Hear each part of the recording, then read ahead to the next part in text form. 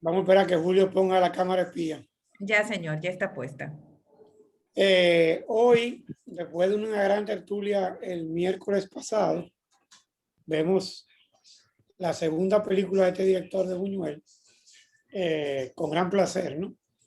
Y con todas las herramientas que obtuvimos el miércoles pasado, pues quizá o es más fácil o es más difícil, lo que no es igual, ni es aséptico, ¿no? Esta es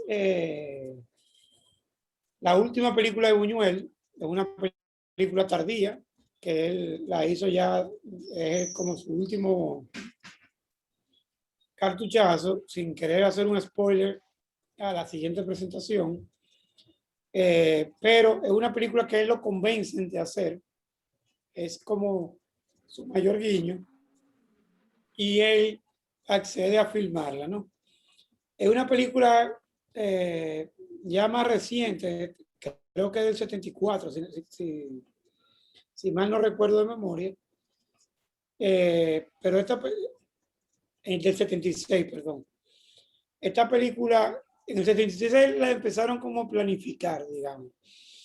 Esta película tiene unos puntos un poquito sobre la IES, sobre la otra que vimos que era Verde Lluvia, No incluyendo, perdón, No, sigue hablando. Incluyendo unas ciertas, para mí es más fácil en esta película, a pesar de lo particular de Belle, y vamos a hacer referencia a ella mucho lamentablemente, es una película que tiene unas pinceladas más importantes de surrealismo, ¿no? O por lo menos yo la veo así.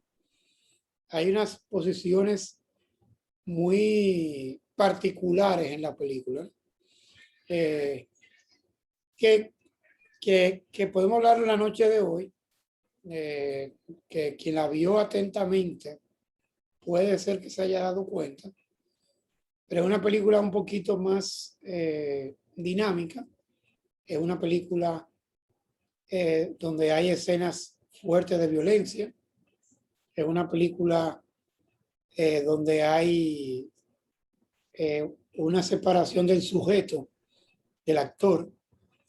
De hecho, hay un personaje que es actuado por dos actores diferentes, de una manera casi aposta, ¿no? En lo que tú lees anecdóticamente, narran la persona que esta dualidad surge de que a Buñuel nunca le gustó la primera actriz y buscaron a la segunda actriz.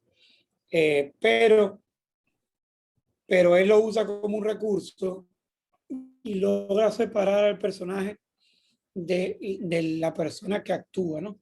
Convirtiéndose en una dualidad que, para ser franco, yo al principio dice, bueno, pues yo tengo que estar como medio borracho, porque a mí estas dos mujeres no se me parecen.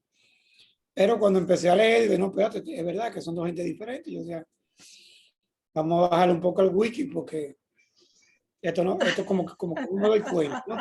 Ahora, narran los críticos que la primera actriz era muy mala.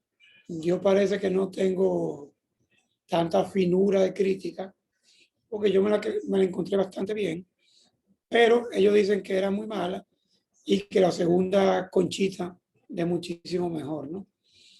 Es una película del punto de vista filosófico, narrativo bastante compleja y con unas situaciones de relaciones entre los actores un poco extraña, ¿no? Toda la película sucede en un ambiente un poco bizarro, por ponerle un poco la palabra, desde mi punto de vista. Es bizarro la puesta en escena y es bizarra la narrativa de la película.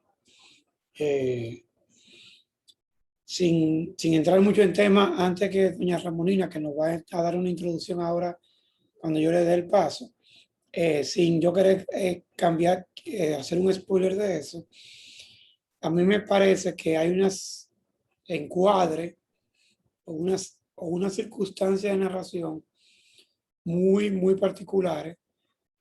Y hoy hablando con Jennifer, tengo que admitir que le dije que me gustaría presentar una película que para mí es una de mis películas favoritas, que es la trilogía de Carlos Saura con Boda de Sangre. Ay. Que a mí me parece una película fantástica. Siempre me ha gustado mucho. Jenny tiene otra idea y le vamos a dar paso para hilarla. Pero yo no recordaba que esta película de Buñuel, no me recordaba de memoria de esta situación flamenca. O creo que la había visto en un momento hace mucho tiempo y no le había prestado esa atención de adulto. Pero Boda de Sangre sí es una película que a mí me fascina y Carlos Saura me encanta. Entonces, sin más darle vuelta, y creo que todos van a tener muchas opiniones, le damos paso a doña Ramonina para que nos presente su punto de vista de la película y ya la interrumpiremos y levantaremos la manita si nos recordamos. Entonces, doña Ramonina, el micrófono es suyo y Gracias, le puede dar Ricardo. adelante. Tu nombre empieza con R y el mío también. Sí, señora. Sin Yo el doña, tengo sin el nombre doña, sin de el dos doña. reyes, Ricardo Arturo, dos reyes Bien, bastante contradictorios. bien, sí. Bien, fíjense. eh, Qué gusto de de estar aquí con ustedes para hablar de una película de Buñuel. Me siento muy privilegiada porque es uno de los directores españoles, uno de ellos con García Berlanga, Carlos Saura, para hablar de los más viejos, ¿no? Que más me han impactado indudablemente. Eh, esta película, ese oscuro objeto del deseo, está hecha, bueno, primero voy a hacer una partecita que es para hablar de cosas más, digamos, técnicas o información sobre la película y luego un poco algunos elementos o claves de interpretación de la misma. Esta película está basada en un guión, en un libro, en una novela de Pierre Louis, un francés que escribió varias novelas, entre otras La mujer y el pelele, en la cual se basa esta película. Pero no, fíjense bien interesante, introdujo el erotismo Pierre Louis y esta novela ha servido de base por lo menos a 4 películas. Lo interesante, la primera fue El diablo era mujer, de von Sternberg, un alemán, y fue esa película que fue en 1935, fue repudiada y hubo que no pasarla. Es decir, España sobre todo se quejó en aquel tiempo y permaneció durante mucho tiempo sin ser pasada. Luego en Francia hicieron una que se llamaba Asimismo, La femme le pantin de Duvivier con Brigitte Bardot. La primera fue con Marlene Dietrich. Luego vino Ese oscuro objeto del deseo de Buñuel con Ángela Molina, Carol Que y Fernando Rey. Y la cuarta, la más reciente, de la que yo tengo noticia, que se llama Cinismo, La mujer y el pelele, y es española, de Mario Camus con Maribel Verdú, todas con unas actrices extraordinarias. Los guionistas fueron al mismo tiempo Buñuel y su guionista preferido, que ya lo conocía al dedillo, que era para estos casos, fue Jean-Pierre Carrière, que fue el mismo de Belle de Jour. Esta película, estamos hablando en punto de vista más técnicos, esta película, el tercer punto que quiero decir es que algunas influencias, las influencias que tuvo, indudablemente de una de Hitchcock, aunque no se vea muy bien, no se crea muy bien, pero gracias a que vimos vimos anteriormente una película de Hitchcock, ahí podemos ver la obsesión del personaje y que no estaba enamorado de una mujer, sino de también un oscuro objeto del deseo. Entonces hay influencia también con respecto a ciertos elementos del fetichismo. Otras de las influencias evidentes es el surrealismo, y aquí hay muchos símbolos muy laberínticos y poco, a veces no explicables racionalmente. Y otra de las influencias importantísimas y fundamentales es la del psicoanálisis. Por un lado Freud y por otro Lacan. Yo creo que Buñuel ha logrado, es uno de los directores que ha logrado llevar muchas de las ideas de Freud sobre Lacan. En Freud es la idea de que la represión mina la libertad y esa represión constituye una base del poder, reprime el deseo, provoca erotismo y es decir, se le puede responder cambiando eso con una transgresión de las costumbres, una transgresión de la ley. También hay interpretación, hay también una influencia de Lacan en este aspecto, y es que todo deseo, según Lacan, y es más complicado de lo que yo voy a decir, no, es decir, en ningún deseo hay satisfacción, porque el deseo se constituye en base a lo indecible y es una falta, pero yo no voy a algo que le falta a la persona. Yo no voy a ahondar en esto, pero sí quería decirlo porque eso está muy claro en la obra de Buñuel. También, y para cerrar aquí las influencias, está influido por Sade, por el Divino Marqués, como se llama, con respecto a elementos sadomasoquistas y a muchas referencias que tiene. Esta película, como bien dijo Ricardo, fue la última de la, aunque él se quedó con por lo menos 2 proyectos.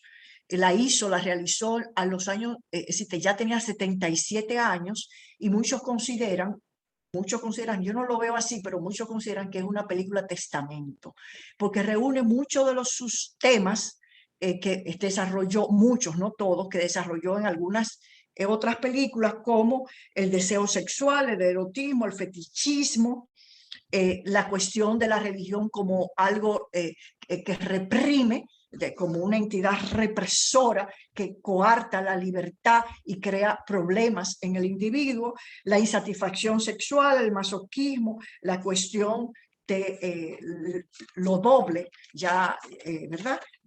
La cuestión del personaje de lo doble. Bueno, hasta aquí algunas referencias digamos, de influencias y formas técnicas de la película.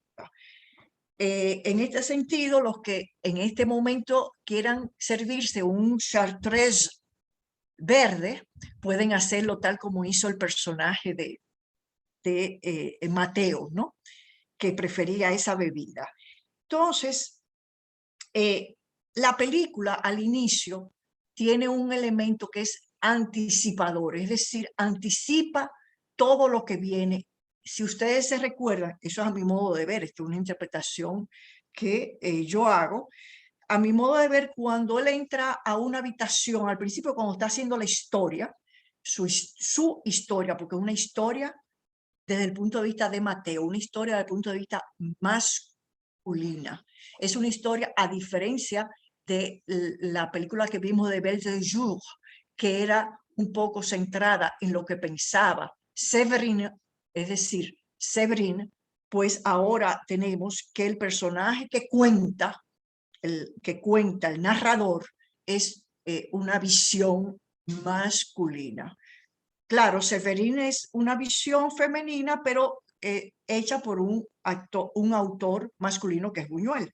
Entonces, estos 3 elementos anticipatorios que yo considero que tiene la película, de todo lo que va a ocurrir, que va a anticipar, la encuentra cuando entra el personaje Mateo a una habitación que está un poco destrozada con el mayordomo, y son 4 elementos importantes que encuentra. Encuentra zapatos de tacón, Él le dice, quémenlo. ¿Se recuerdan? Ahí está la cuestión, evidentemente, el zapato de tacón del fetichismo. Muchas veces los zapatos de mujer son un fetiche. Además, como decía García Berlanga, este otro erotómano, decía que tenía lo cóncavo y lo puntiagudo de ambos sexos. También, y ahí lo turbador, se encuentra un paño con sangre, es decir, que alude a lo que va a venir, sobre todo al final de la película: golpe, dolor, pasión, masoquismo, sadomasoquismo. Y va a estar en tercer lugar, son 4 elementos anticipatorios que hay en esa pequeña escena, que encuentran también unas bragas mojadas.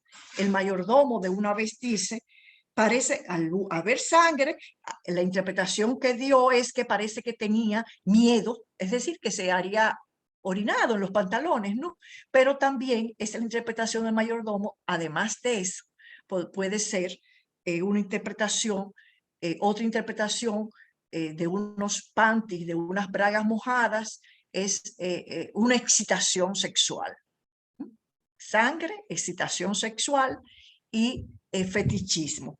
Y al final el mayordomo dice, es decir, alude a un autor y dice, que, es decir, a Nietzsche, que yo quiero, no sé si Nietzsche lo pudo decir, sino o un personaje: si vas con mujeres, no olvides el bastón, es decir, para dar el golpe. Entonces ahí hay una anticipación. Si uno lee esos elementos que conjugan, ¿verdad? Todo lo que yo he dicho, hay una anticipación de muchas de las cosas que va a haber, es decir, erotismo, deseo, sangre, bragas, excitación, bragas mojadas y golpes. Entonces, el personaje sujeto del deseo. El personaje sujeto del deseo es una mirada masculina, y el objeto de ese deseo, que se le llama, que Buñuel le llama oscuro, objeto del deseo, es por lo demás inalcanzable.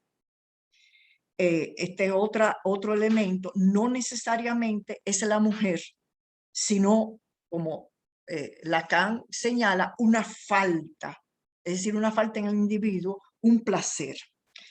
Este personaje sujeto del deseo es una persona, como ustedes ven, adinerada. Es decir, todo lo que les va caracterizando, la ropa, dónde vive, cómo viaja, y situado en una escala de prestigio y de relaciones. Con la relación del magistrado, en Francia tener una relación con el magistrado es tener una relación con una cúspide, indudablemente, y acostumbrado a mandar y a ser servido. No está de más que hay un mayordomo que es el que le sirve, incluso le pone la mantequilla al pan tostado cuando él va a desayunarse, imagínense.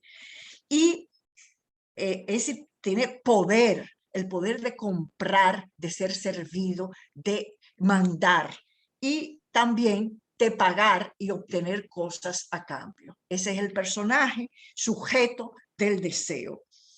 Después hay otro dato, hay otro elemento, otra clave de interpretación, que es la que yo estoy dando, claves de interpretación para que la discusión pues fluya. La discusión que va a haber después es que hay en todo, como en todo Buñuel, una alusión a la Iglesia, a la religión católica, como un elemento represivo del deseo y de la es decir, que hace contención de la libertad, límite a la libertad.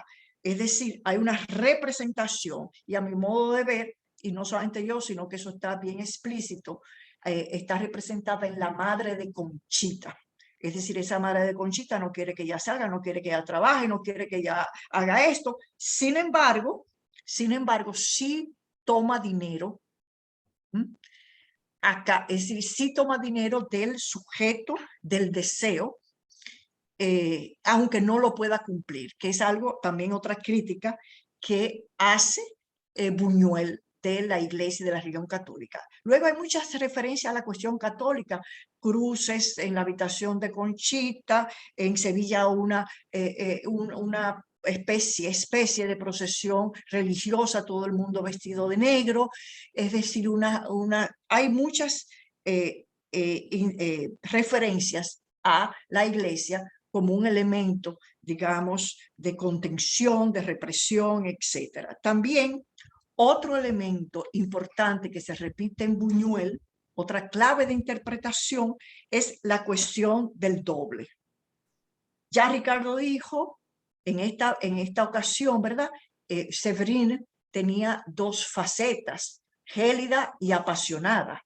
Aquí se va a vislumbrar con dos actrices, una Ángela Molina y otra, una jovencita Ángela Molina y otra jovencita apellido Bouquet, francesa, que van a encarnar fases y elementos, incluso con el vestuario, elementos de un mismo personaje, porque el personaje, encarnan en un mismo personaje que es Conchita, o Conchita. Conchita es el diminutivo de concha, y la concha es una representación en muchas pinturas, incluso de, no sé, no me recuerdo si de Durero, la concha es la representación de los genitales femeninos en muchas pinturas, en mucho arte, etcétera, etcétera. Digo, estamos aquí de puertas abiertas, mentes abiertas, y hablando con adultos. Yo me permito, ¿verdad?, creer eso, es decir, puertas abiertas y mentes abiertas, porque nada humano nos es ajeno. Bien, por otra parte, además del personaje sujeto del deseo, hay el personaje que lo trabaja Buñuel, y esto es muy importante para lo que va a acontecer y lo que acontece, es el mito, la leyenda, el arquetipo, diría Jung, refiriéndose a un inconsciente colectivo, a lo que sería la mujer fatal. La mujer fatal puede ser una leyenda, un mito, un personaje, ha sido muy trabajado en literatura, ha sido muy trabajado en el cine, sobre todo en el siglo XIX. Sin embargo, es decir, es la mujer provocadora, la mujer que provoca un desasosiego por su belleza y voluptuosidad en las relaciones amorosas y en el tipo de relaciones tradicionales de hombre-mujer. Tradicionales quiere decir donde el hombre es el dominio en una estructura patriarcal. Entonces la mujer fatal, Carol Bouquet, exacto. Entonces, me recordaba el Bouquet ahora. Entonces, en esta mujer fatal provoca un desasosiego, un descontrol en las relaciones amorosas, y que puede llevar, por su belleza, sexualidad, voluptuosidad, puede llevar al hombre a adoptar papeles inimaginables, desde la humillación, la ruina. Y me recuerdo, por ejemplo, la mujer fatal, terrible, que hace en el ángel, en la película Ángel Azul, ¿verdad?, que hace Marlene Dietrich, que coloca al profesor, al head professor, es decir, al profesor alemán, que es la cúspide en ese momento de la ceremoniosidad, un señor gordo, mayor, lo ridiculiza, es decir, gracias, lo arrastra, una mujer que es de cabaretera, lo arrastra a su perdición y ruina. Pero pueden llevar a la ruina, a la humillación, al trastocamiento del poder del hombre sobre la mujer.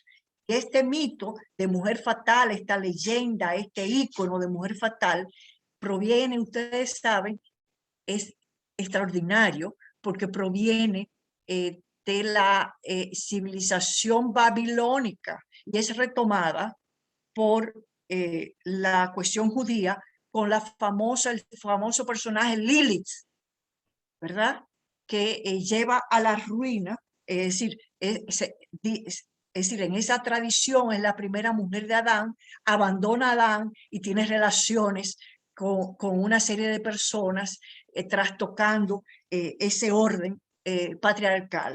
También está en la caja quiero tratar, en algunos sitios está, por ejemplo, en la caja de Pandora, no sé si la han visto, que es una película muda, extraordinaria, de Paps, donde actúa una fabulosa Louise Brooks, una fabulosa, es decir, es una película extraordinaria. El Ángel Azul, que ya yo había dicho, pero también está la Lolita de Nabokov, que también fue llevada a la pantalla, y está, si se quiere ir a la ópera, a Carmen, de manera tal que es un amor perdición del hombre, de lo masculino y también de su poder.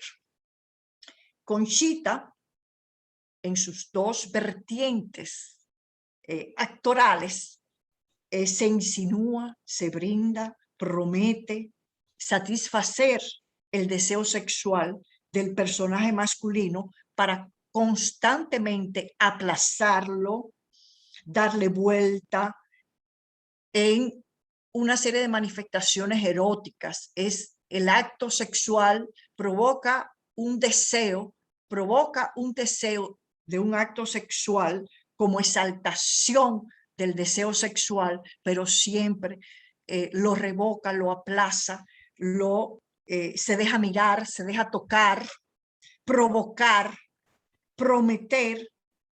Es lo que sería la mujer y las trampas, para luego aplazar, demorar.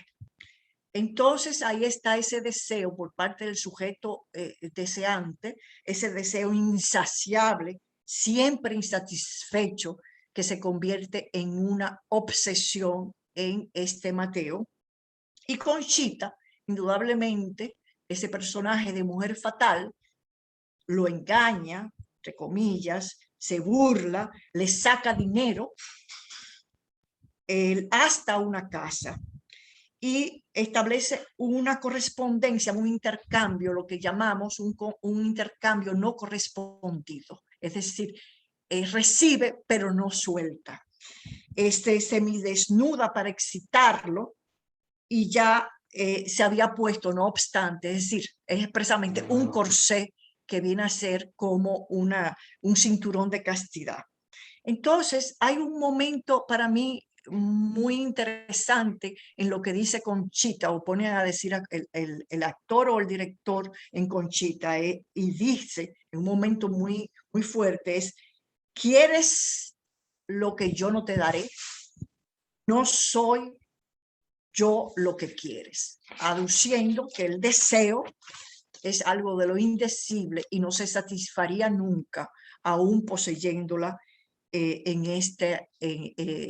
poseyéndola por parte de el actor. Para ya casi finalizar, o ya prácticamente finalizar, cuando ya lleva con ese acto que podría ser o no, es decir, le hizo ver un coito con un amigo que ella, es decir, él piensa que pudo haber sido, que ella dice que pudo haber sido o no, o que fue ficticio, pues él se pone iracundo, ya ha llegado al límite de la humillación y la burla, un hombre burlado, y es ahí que le da lo que ella desea, una soberana paliza. Es decir, volvemos otra vez al masoquismo que está en Belle de Jour, es decir, una soberana paliza, que es lo que ella estaba buscando. Entonces, en esa relación sádico-masoquista, de manera tal que es en ese sentido una forma de liberación del deseo de la mujer masoquista. El final, para ya terminar y dejar lugar a muchas de las posibles interpretaciones, porque puede haber de una misma cosa varias interpretaciones, y él la deja abierta otra vez, nos juega Buñuel nos juega una trampa, un reto con un final que está sometido a muchas interpretaciones. En el libro, el cual no he leído, pero sí leí del libro, que luego de esa golpiza, pues el objeto, es decir, la mujer fatal, le permite acceder a tener relaciones con Mateo. Pero en el caso de Buñuel, realmente Buñuel no quería, según le hicieron una entrevista, un final de esa manera, sino un final muy abierto. De manera tal que aunque entran en un lugar a ver tiendas como es decir, en pareja, luego de esa golpiza de que él la satisfizo, es decir, complaciéndola con esa golpiza de masoquismo, pues parecen hombres, es decir, pareja, ya una pareja, pero habrán realmente hecho el coito, celebrado el coito. No lo parece cuando vemos que él, desde ese famoso saco que ustedes ven que él llevaba a cuesta, que eran todas las faltas y ausencias, es decir, vamos después a ver la discusión que ustedes tienen, de un saco que sale varias veces en la película y que Raiza creo que era la que se preguntaba, sacan unas cosas para bordar ensangrentada y él se queda como mirando. Es decir, eso podría interpretarse precisamente que entre la cuestión de bordar y la sangre, no todavía hay masoquismo, pero no hay satisfacción de el sujeto deseante. Y luego viene ese acto terrorista, esa ruptura que deja el final abierto a interpretaciones. Es decir, hasta aquí termino para dar lugar por ahora, ¿verdad?, a las preguntas, las intervenciones, etcétera, etcétera, etcétera. Gracias, doña Ramona, muy interesante. De todo lo que usted narra y explica también,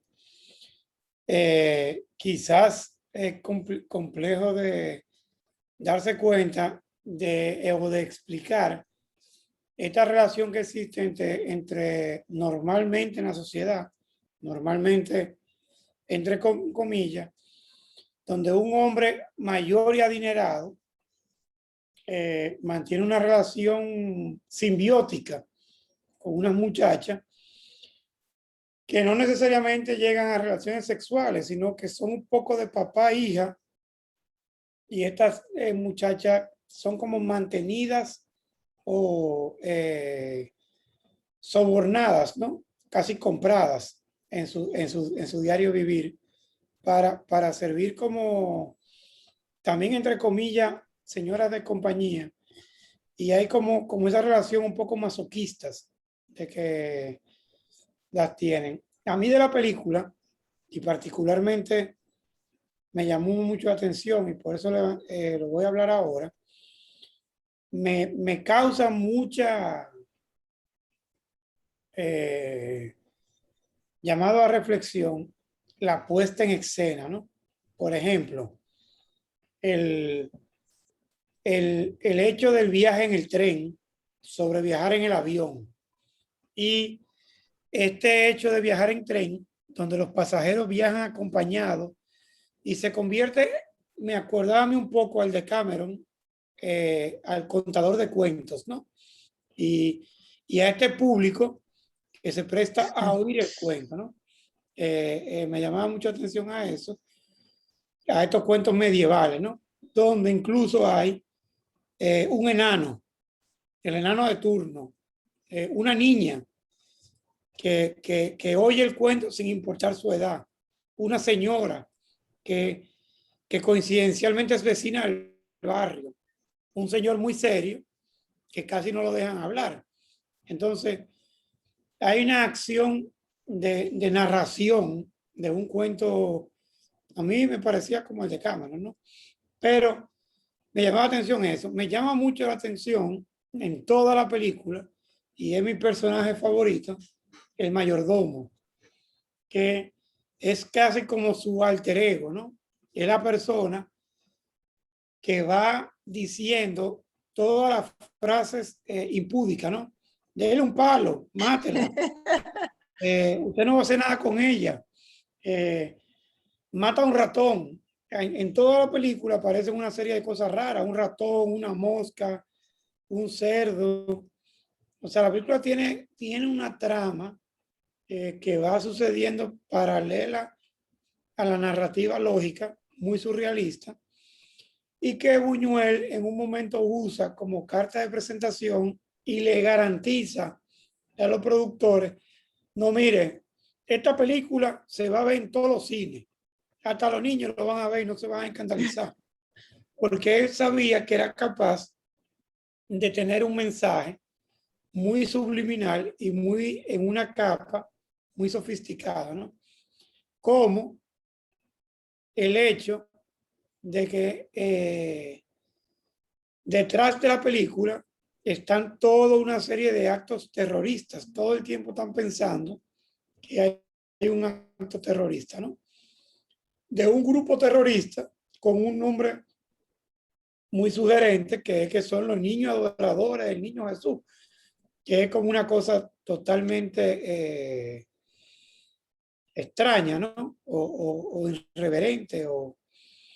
Y después está la cosa más fantástica que a él se le ocurre. Digo, por eso esta película arranca en Sevilla, ¿no? Que Sevilla es el epicentro del catolicismo español, que es una cosa muy particular y muy extraña, porque en el 77 Sevilla era un pueblo, no era Madrid o no era Barcelona, ¿no?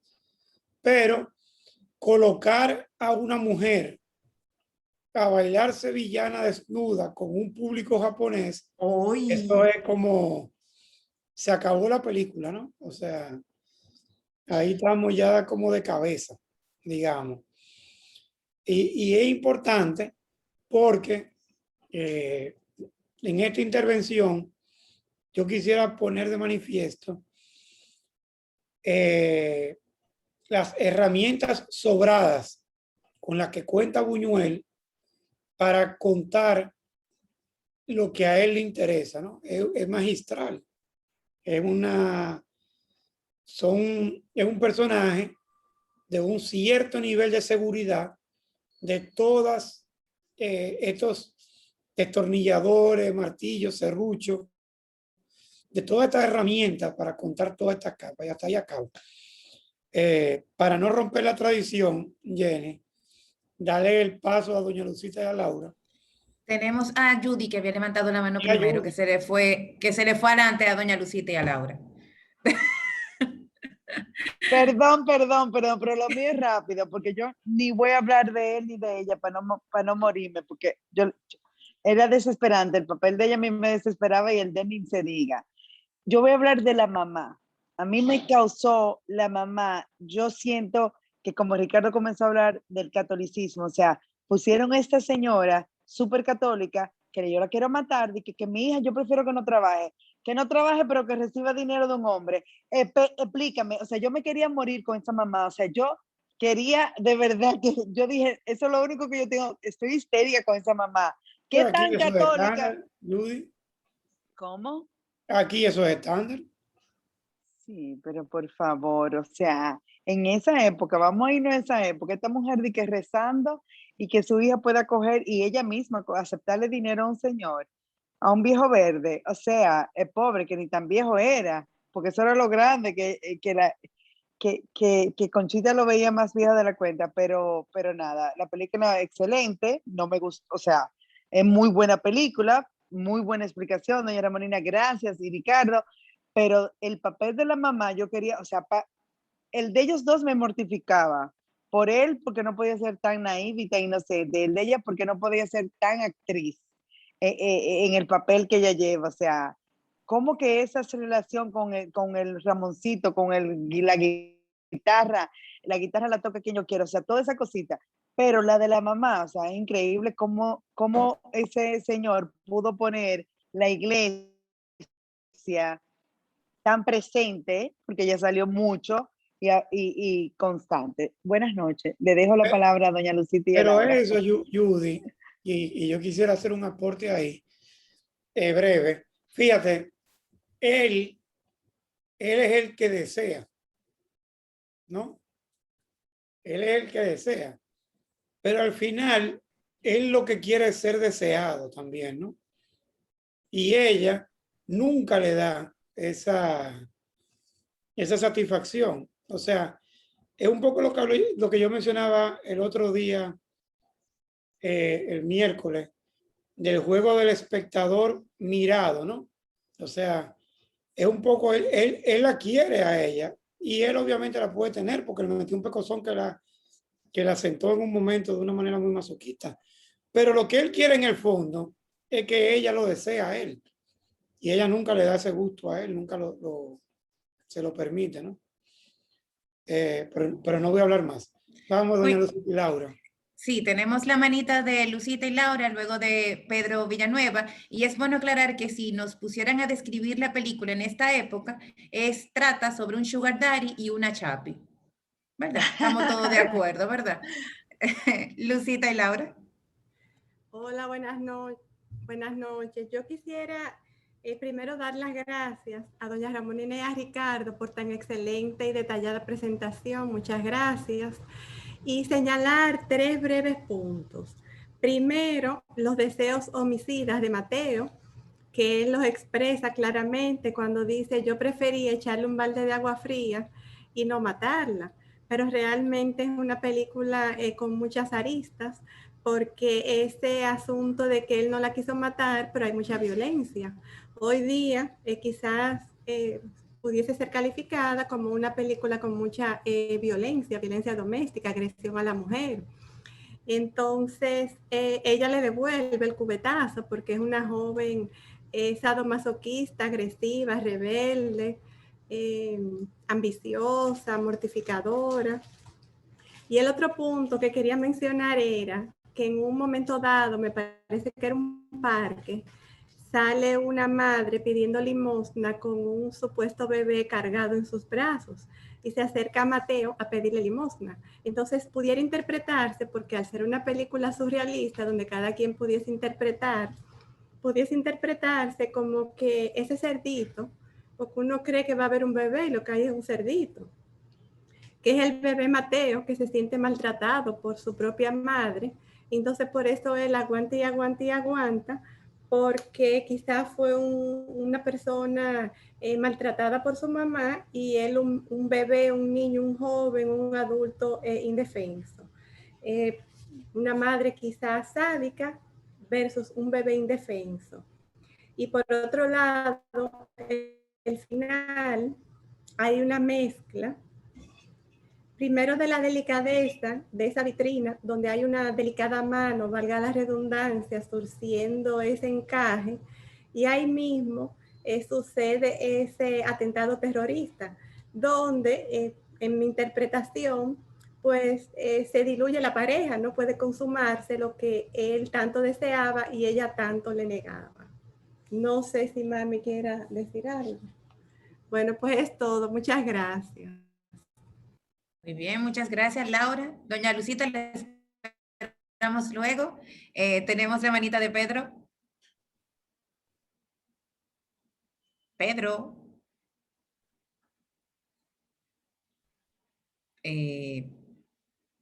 Bueno, en lo que llega Pedro, tenemos un turno. Pedro. Estoy. Sí. Buenas noches, ¿qué tal?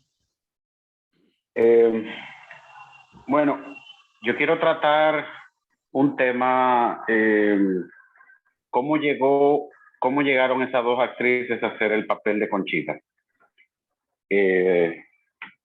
Si algo tiene Buñuel que me encanta es que te hace ir para atrás y ver el contexto de todo.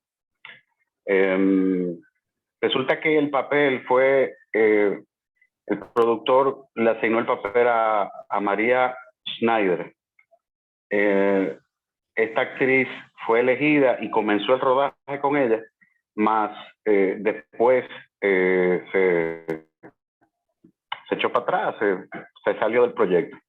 Y para cualquier director y productor no hay nada peor que dañarle un papel principal que de repente alguien no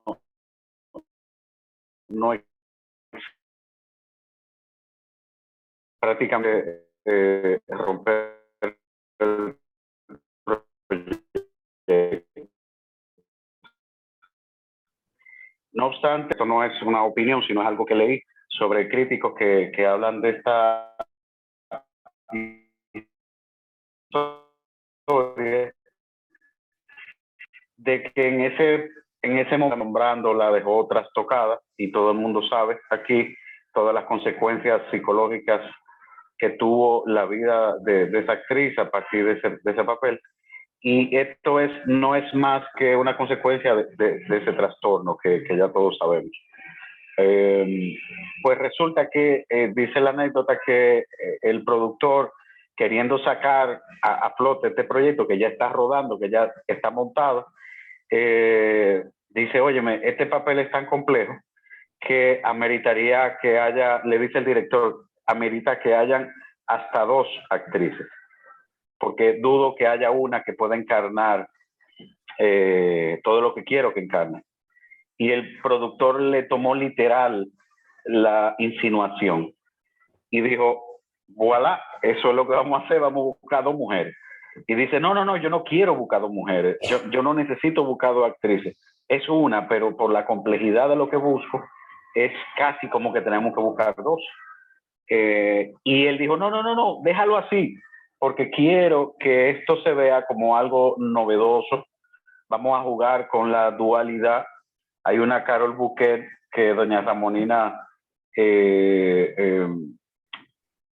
lo mencionó. Hay casi una sutil diferencia entre una y otra, no sé si se dieron cuenta. La Conchita, cuando es interpretada por Carol Bouquet, es un poco más sutil, se va más a lo espiritual, a lo sentimental. Sin embargo, la Conchita interpretada por, no recuerdo, la otra, la española, vamos a poner así, es más de fogosidad, de sexualidad, de sensualidad y más a la acción. La Carol Bouquet se va más a lo erótico subliminal, el erotismo, por cierto, preciosa las 2, pero si vamos a gusto, creo que Carol Bouquet se encarna más una sutilidad virgen, es más sutil en general. Bueno, en resumida cuenta, ya se destaca hoy en día o se resume como una genialidad de Buñuel, irse con 2 mujeres en un mismo papel. Pues parece que esa genialidad, como muchas genialidades en muchas películas, viene a nacer de una coincidencia y de una casualidad donde el productor es el que forza la situación de contratar a 2 personas y como que le convence al director de que vamos a darle para adelante así, que tú vas a ver que va a ser algo chulo y va a ser algo interesante y podemos jugar con esa dualidad que tú quieres evocar. Entonces, interesantísimo eso. Solamente otro comentario más es que mi interpretación del famoso paño que se teje al final de la película, la última escena, el último plano, es el medio fondo de la mujer cuando tiene relaciones sexuales por primera vez, se mancha. No sé si se dieron cuenta, el paño está manchado y está roto. Entonces, después que le dio la golpiza, salen como pareja, se ve en esa vitrina, ve ese paño, que para mí es alusión a un medio fondo femenino, que está manchado porque ya fue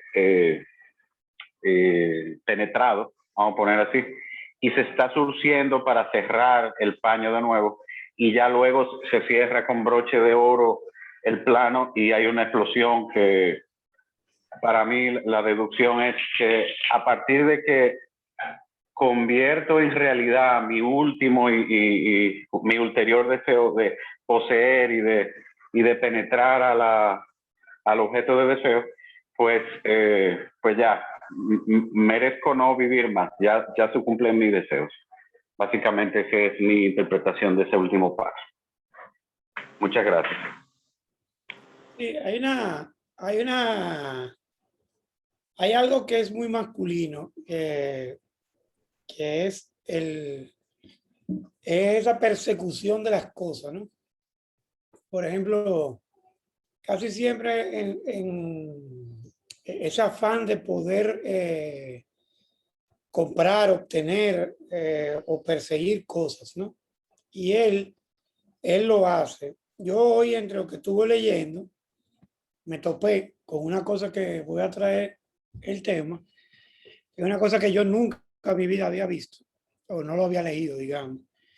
Y es una secta que está creciendo en Estados Unidos, todavía no está definido como sectario, pero sí es uno de los grupos que están dándole seguimiento, que se llaman, espérate, OM, lo tengo por aquí apuntado porque me topé con eso en una crítica y no lo entendía y lo estuve buscando. MGTOW. Y estos son un grupo de hombres en Estados Unidos que se denominan Men Going Their Own Way. Entonces es un grupo de hombres que acaban casi siempre en el celibato, que están en contra del universo femenino, digamos, ¿no? Ellos tienen un manifiesto que lo que dicen es que ellos deben de seguir hacia adelante y dejar de lado a las mujeres, ¿no? Y dicen que el mayordomo encara en su momento lo que hoy en día estos grupos predican, ¿no? El mayordomo es como un tipo aséptico que dice unas frases como las mujeres son un saco de excremento, las mujeres hay que dar un palo, ¿no? Entonces, este grupo que en Estados Unidos está asociado un poco con una derecha nueva y misógina, pero que en su punto extremo son célibes. Ellos dicen, no, mira, apártate de la mujer y sigue el camino de los hombres, ¿no? Y me causó, y estuve leyendo mucho de eso, porque él, Mateo es débil, porque la desea a ella al final. Pero el mayordomo es, ni se mancha, no suda, no desea, no quiere, mata ratones. Cuando le pregunte qué está pasando, él dice, no, ahí adentro tienen una discusión y le están dando golpes. Y la otra muchacha dice, ah, sí, ya entendí. O sea, es un extremo. Y ella, con perdón de todas las mujeres, que en este caso aquí nada más estamos Pedro y Julio y yo, es lo que dirían aquí en una conversación de un colmado, ella es una mardita, es una chapeadora, está llevando los cuartos y no suelta nada. Ella nada más bebe cerveza, pero no produce. Aquí si tú te vas a un colmado hay una esquina y dice, no, es una mardita, no le hagan ni caso. Y la española, con ese carácter bien español, le dice, no, hombre, yo lo que hago es que bailo en cuero para los japoneses, pero yo no me ponen la mano. Eso no es tan malo. Entonces, tú no te das cuenta que nada más bailándole que estoy, cualquiera la mata y la guinda por un cocote. Pero cuando oigo a Judy, yo quizás porque estoy mucho en el taller con ese grupo, quizá un poquito más bajito, o un poquito también más alto, porque eso sucede mucho en conversaciones de adultos, de grupos más refinados. Aquí hay, ¿quién no ha visto en un pueblo aquella madre que le dice a la hija, no, vete a confesarte para que el cura te vea, o ponte tus mejores prendas para que vayas a bailar a la fiesta del pueblo, a ver si te consigue un hombre rico que nos mantenga, aunque la madre esté vestida de negro hasta arriba, ¿no? Ese tipo de cosas que sucede aquí muy, muy a menudo. Yo, lamentablemente, lo he visto mucho eso. Que quizás este no es el momento, pero podemos hablar después de qué tanto eso se ve aquí día a día, ¿no? Manos levantadas. A ver, Dania está muy calladita, tiene como 3 semanas que no habla. Doña Yasmín está loca por opinar. O sea que, ¿quién es la próxima? Si no, empezamos a repartir dictatorialmente los turnos. Voluntariamente. Doña Lucita, le toca a usted. No, Vamos. Ricardo, el único comentario que voy a hacer acerca de lo que tú acabas de decir, porque yo todavía estoy tratando de entender la película Es y no complicado. estoy en la capital, o sea que tengo los aires de la costa norte hoy, es que con respecto a eso, ella repitió, ambas actrices en el transcurso de la película repetían la frase de que es que no me gusta trabajar, es que a mí no me gusta trabajar. Y cada trabajo que hacía no tenía motivación y eso, o sea que eso era, para mí eso fue como un guiño medio negativo de Luis Buñuel acerca de la capacidad y la motivación de una mujer en ese entonces de trabajar. Yo no sé si ustedes se dieron cuenta, a mí me chocó eso muchísimo, que fuera tan explícito en la película y ella lo expresara tanto las dos actrices que son dos caras de la misma moneda, Bueno, ¿no? Que a mí no, lo que pasa es que a mí no me gusta trabajar, no, a mí no me gusta trabajar, a mí no me gusta trabajar, entonces esa era la opinión de la madre que estaba recibiendo el dinero también, entonces oye, no sé si tú te refieres a esa cultura de que es más fácil bueno, lo que pasa es que ser eso es como- una chapeadora que trabajar, Bueno, esa es mi observación. pero ahí también hay lo que digo doña Ramonina anteriormente, y yo por lo menos lo interpreté así, ¿no? Hay la figura femenina, no, maternal, que es un poco promovida por la Iglesia Católica, la mujer virtuosa, la mujer que está en el hogar, que atiende al marido, que tiene hijos y que se encarga de cuidar esas virtudes, ¿no? Pero está contrapuesto la mujer libre, la mujer que toma sus decisiones, que es un poco la mujer un poco detrás de la reja dentro de su casa. Lo hago porque me da la gana, lo hago porque puedo, no te lo voy a dar nunca. Y fíjate que Conchita en ningún momento está presentada como una mujer maternal, ¿no? Está puesta como una mujer independiente. Y ese no le gusta trabajar. Oye, la iglesia, eso es una visión más protestante que católica, más bautista o más luterana, donde el hombre debe de trabajar para que su mente esté ocupada y no lo lleve a los pecados capitales, ¿no? El luteranismo promueve mucho el estar ocupado, el hombre hacedor, haz cosas, produce cosas para que la carne no te mortifique, ¿no? Un poquito más cosa, pero Buñuel, que al final es un artista surreal dentro del cine, él es un agente provocador, ¿no? Lo que en francés le dicen, mi francés es medio malo, es como el provocateur, la persona que juega con enseñarnos las cosas y ponerlas de manifiesto, y que uno con su propia conciencia, cuando se acuesta en la cama, se dé cuenta de cosas un poco psicológicas, ¿no? Y perdona que te interrumpí, Yasmín. Pero ella, yo te diría que la Conchita española es más francesa que la francesa. Todo un carácter de eso que a los hombres machistas les gusta dominar, ¿no? O sea, eso es como cuando se sientan 4 o 5 hombres muy estúpidos en una mesa, a ver quién puede comer más picante. Y comen picante y a mí que mucho se meten otra guindilla, tú ves. Entonces ella es un poco esa mujer que es libertina, ella, pero que a ella también le gusta sentirse deseada, ¿no?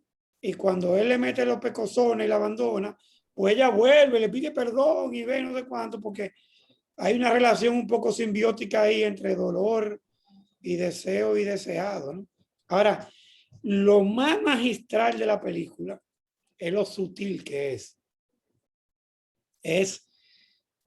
A mí me pasa mucho eso, y me voy a extender un poco en eso, que no hay una cosa más divertida que ir a un museo de arte moderno y cerrar un poco los ojos y abrir el oído y oír todos los disparates que hablan de las obras de arte contemporáneas.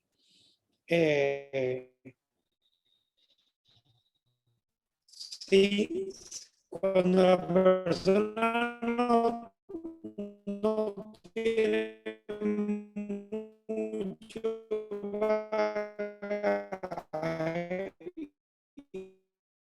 y no entender lo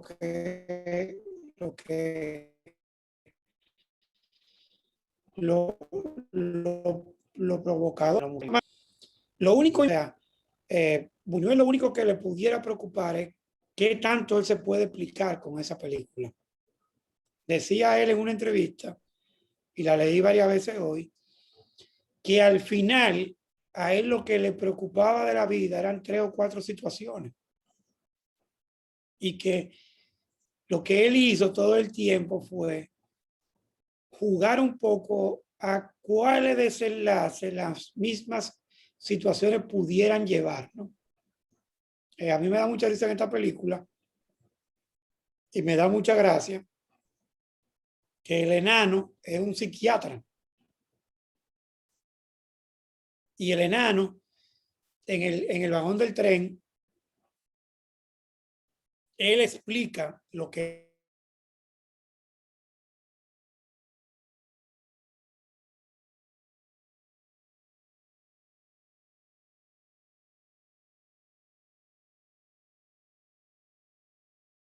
es muy, muy, muy medieval. Y vuelve como a Decameron y a todas esas explicaciones. O sea, un bufón de las cortes. Y él coloca a 2 personajes que en Europa siempre ha estado muy de la mano, que son niños y enanos, ¿no? Por ejemplo, en el cuadro de las meninas, cuando ustedes lo analizan un poco, están las niñas, las infantas y la enana de la corte, ¿no? Que aparecen mucho, pero no vamos a ir muy lejos por ahí. Vamos a darle, doña Lucita levantó la mano finalmente, después que ha hecho un grado de reflexión. Vamos a dar el paso, a ver con qué nos aporta. No, sí, no, buenas noches. No, lo que pasa es que yo vi la película antes de sentarme aquí al Zoom y realmente no, esa película es como tan extraña. Una de las cosas que dijo Ricardo, que a mí me chocó muchísimo en la película, es ver esos animalitos que van apareciendo, que el ratón, que la mosca, que ese puerquito, esas cosas tan irreales, como tan fuera de tono en esa película. Y el Mateo, teniéndolo todo, siendo un hombre rico, un hombre elegante, y se obsesionó en una forma que no, nada más era esa mujer la que él quería, cuando él podía conseguir cualquiera.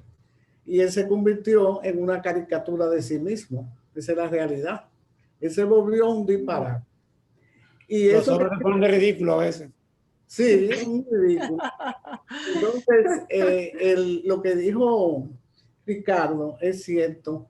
Esa película tiene tantas cosas para buscarle que uno como llega un momento en que uno dice, Dios mío, ¿de qué que yo voy a hablar de esta película? Esta es una película tan enredada, tan extraña, con tantas cosas que buscarle, que uno dice, bueno, hay que dejarle esto a los psicólogos o a gente que sepan demasiado, porque la película, una de las peliculitas como más complicadas que yo realmente he visto. No sé si fue a mí que me dolía la cabeza, no estaba hoy de ánimo, no sé, pero yo me la encontré bien, bien rara. Diferente. Totalmente diferente, digo, muy buena.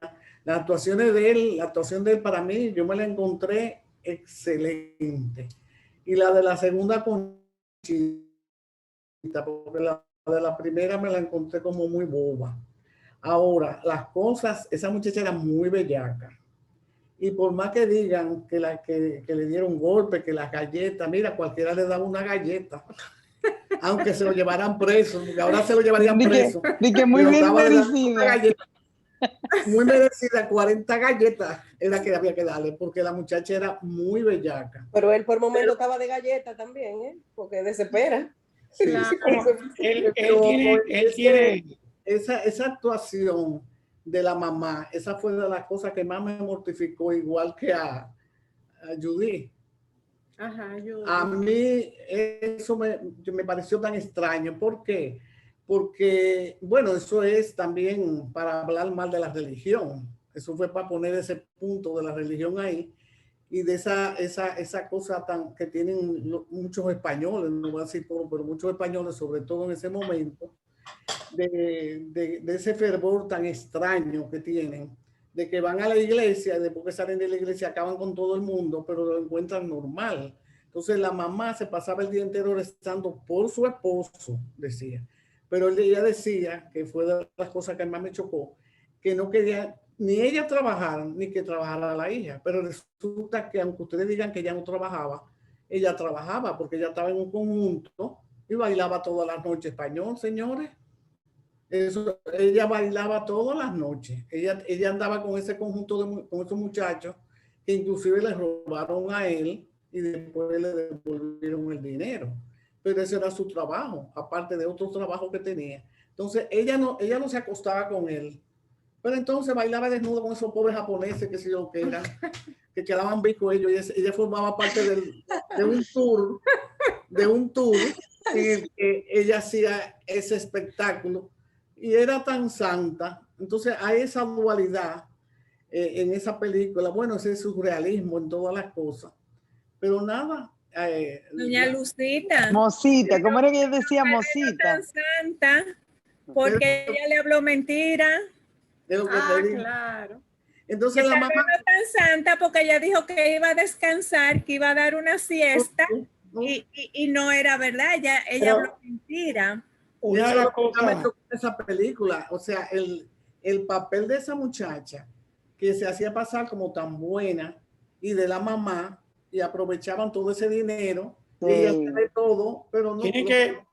Una de las cosas que hay que poner en contexto en esta película, y doña Ramolina quizás lo pueda ampliar un poco, es que esta es una película filmada en el mismo momento que Franco muere, ¿no? Esto es un proyecto de filmación del 76-77 con un Franco que muere en el 75.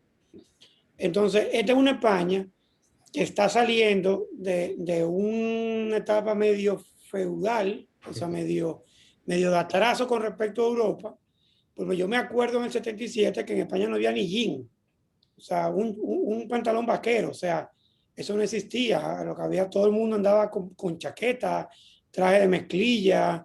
Este señor, que es un señor francés, como dijo doña Ramolina, muy snob, porque está ligado a la clase de jueces franceses, que es una cosa que son non plus ultra, gente que estaba en otro nivel.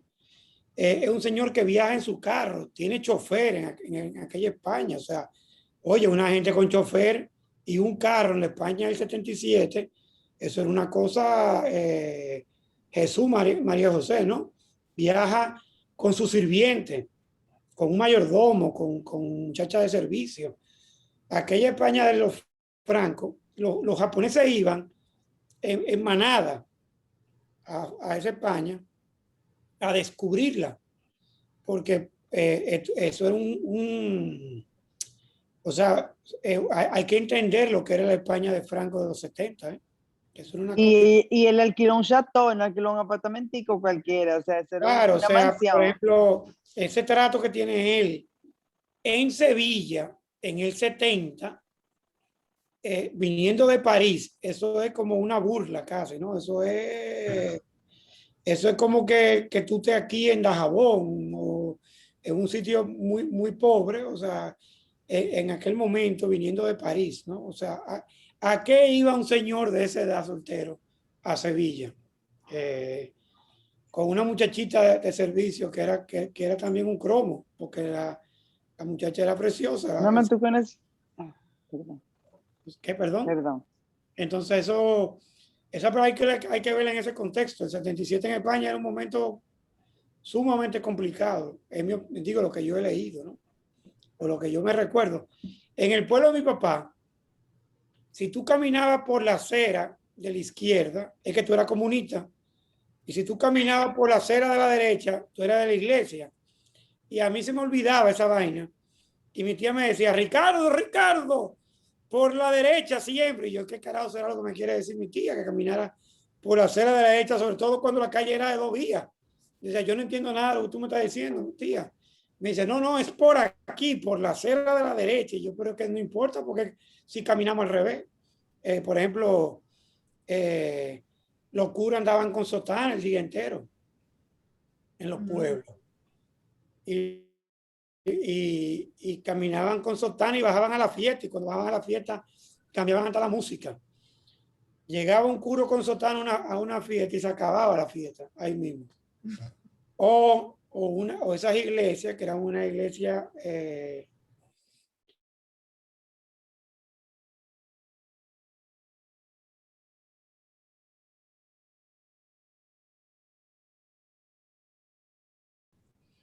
decía, Dios mío, pero vamos a un sitio como más